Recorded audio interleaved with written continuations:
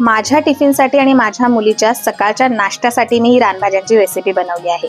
आजची रानभाजी आहे कुरडूची भाजी। आपल्यापैकी बऱ्याच जणांनी खाल्ली असेल, बऱ्याच जणांनाही परिचित असलेली भाजी आहे। महाराष्ट्रात सगळीकडे जवळपास मिळते। तर ही भाजी या सीझन मध्ये खाल्ली जाते।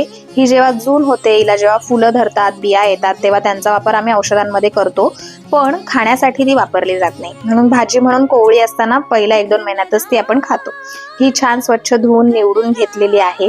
या भाजीचे अनेक फायदे आहेत। मूत्रविकारांसाठी ती अत्यंत लाभदायक आहे। त्यामुळे तुम्हाला किडनी स्टोन असेल किंवा मूत्रविकार असेल तर ही भाजी जरूर तुम्ही आहारात ठेवावी। तसेच या भाजीची रेसिपी, याचे अनेक फायदे वर्णन करणारा सविस्तर व्हिडिओ आपल्या चॅनलवर ऑलरेडी मी अपलोड केलेला आहे, तो तुम्ही बघू शकता। आता इथे मी थालीपीठ बनवते आहे। ही थालीपीठाची भाजणी आहे। त्यामध्ये ही चिरलेली भाजी, बारीक चिरलेला कांदा आणि काही बेसिक इन्ग्रेडियंट्स जसं की हळद, तिखट, ओवा, तीळ, मीठ हे मी ऍड करते आहे। तुमच्या आवडीनुसार तुम्ही कमी जास्त हे प्रमाण करू शकता।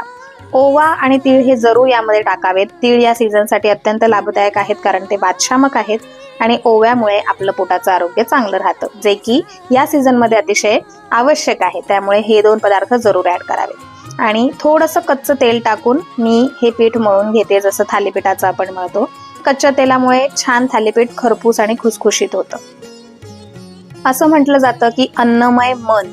आयुर्वेद सांगतो आपण जे पदार्थ खातोय, ज्या प्रकारचे पदार्थ खातोय, त्यानुसार आपलं मनही घडत असतं।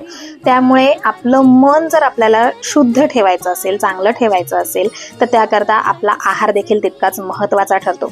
आजकाल लहान मुलांमध्ये चिडचिड होणं, आदळआपट करणं, मुलांचा हट्टीपणा वाढत चाललेला आहे, किंवा बऱ्याचदा मुलांचे मूड स्विंग्स खूप जास्त दिसतात आपल्याला।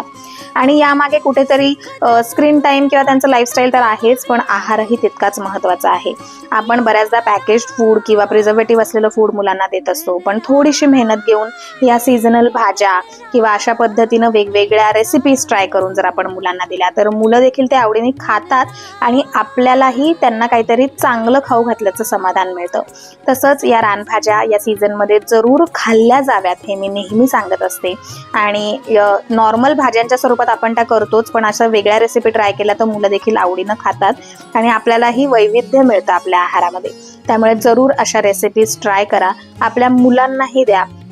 त्यामुळे काय होतं तर मुलांना आपल्या आहारामधली विविधता समजते आणि त्यासोबत मुलांना पौष्टिक आहार द्यायला आपल्याला मदत होते। छान गरमागरम थालीपीठावर साजूक तूप जर तुमच्याकडे असेल तर लोण्याचा गोळा जरूर घ्या। थोडंसं दही, जे की या सीझन करता अत्यंत लाभदायक आहे। आणि माझा टिफिन इथे पॅक झालेला आहे। आता मुलीला देखील गरमागरम थालीपीठ मी दिलेलं आहे। तिला हे अत्यंत आवडतं, ती खूप आवडीनं हे थालीपीठ खाते। त्यामुळे तिने देखील थालीपीठ मस्त एन्जॉय केलंय या पावसाळी दिवसामध्ये। आणि तुम्ही देखील आपल्या मुलांना अशा छान छान रेसिपीज करून द्या। ही पावसाळी रानभाज्यांची सिरीज तुम्हाला कशी वाटते हे देखील मला जरूर कळवा। भेटूया पुढच्या भागामध्ये एका वेगळ्या आयुर्वेदिक विषयासोबत। तोपर्यंत निरोगी राहा, आयुर्वेद अंगीकारा। नमस्कार।